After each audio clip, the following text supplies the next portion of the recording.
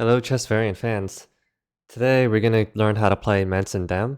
Mansindam is a game created by one of our users, No Moon Daphne, and the game is basically a mixture of chess and shogi. So when I explain the rules today, I'm going to assume that you know how to play standard international chess. I'm not going to assume that you know how to play shogi, so I'll explain those portions of the rules to you. So for starters, Mansindam is played on a 9x9 board, much like shogi.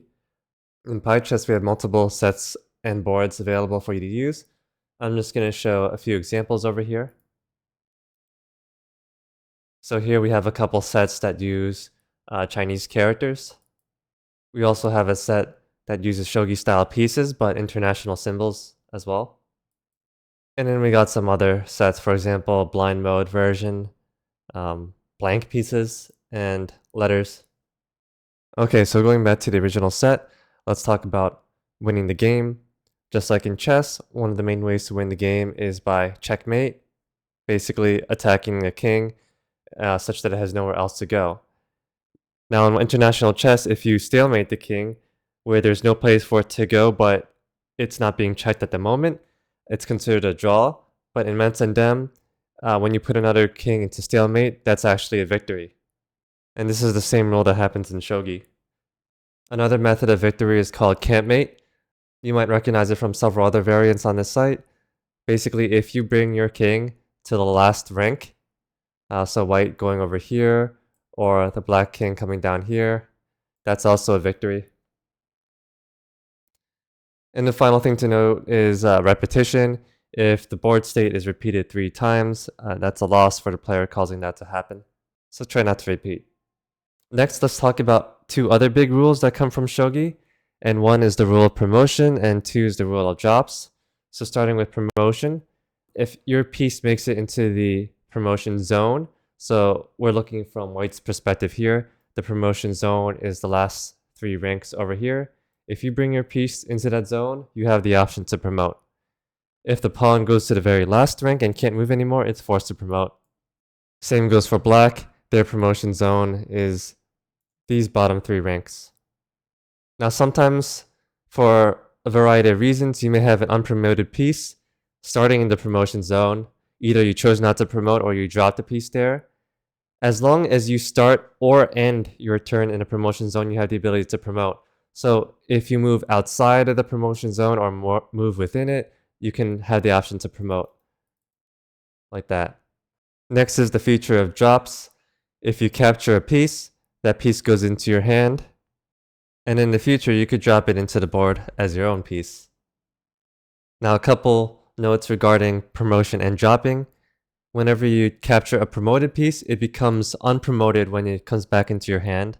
Also, if you drop a piece into the promotion zone, it's always unpromoted, even if you drop it into a promoted zone.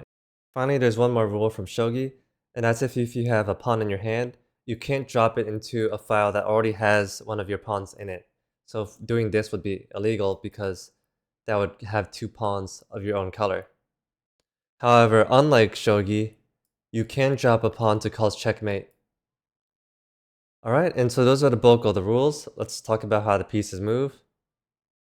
So I already talked about the king. This is basically the same thing as the chess king.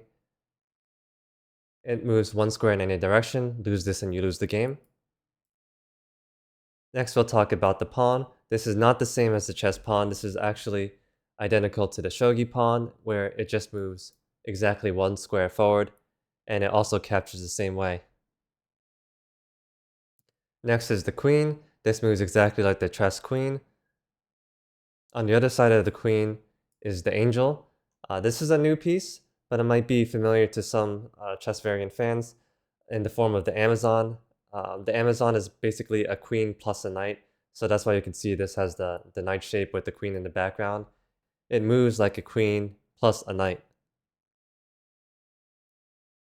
So for example, and of course is the strongest piece in the game. Next we have the bishop. It's the exact same thing as a chess bishop. The knight is the exact same thing as a chess knight. The rook is the exact same thing as a chess rook. And then we have these 2 new pieces over here. These are your hybrid pieces. You can see in the background one has a rook, one is a bishop, and they both have knights in their symbols. So as you can expect, they're combinations. So this piece is the marshal and it moves like a rook and a knight.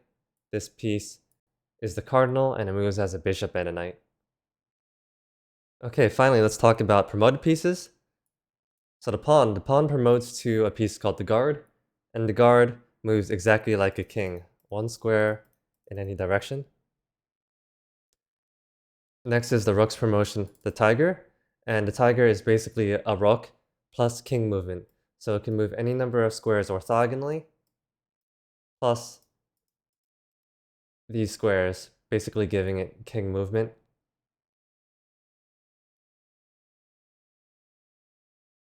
The bishop basically does the same thing.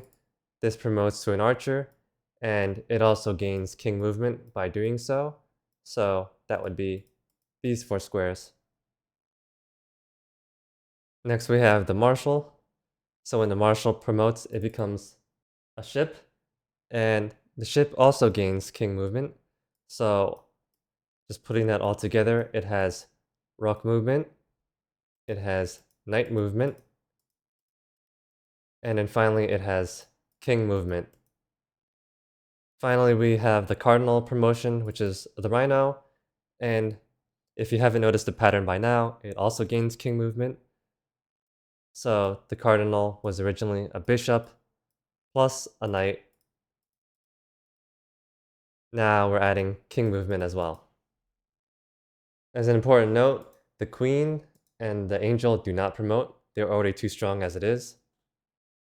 So if that was too complicated to remember, just remember the general pattern. Every piece that promotes gets king movement. So those are the rules of Mansindam. If you'd like to learn more or find other players to play, please find us on PyChess. And also don't forget to join our Discord community.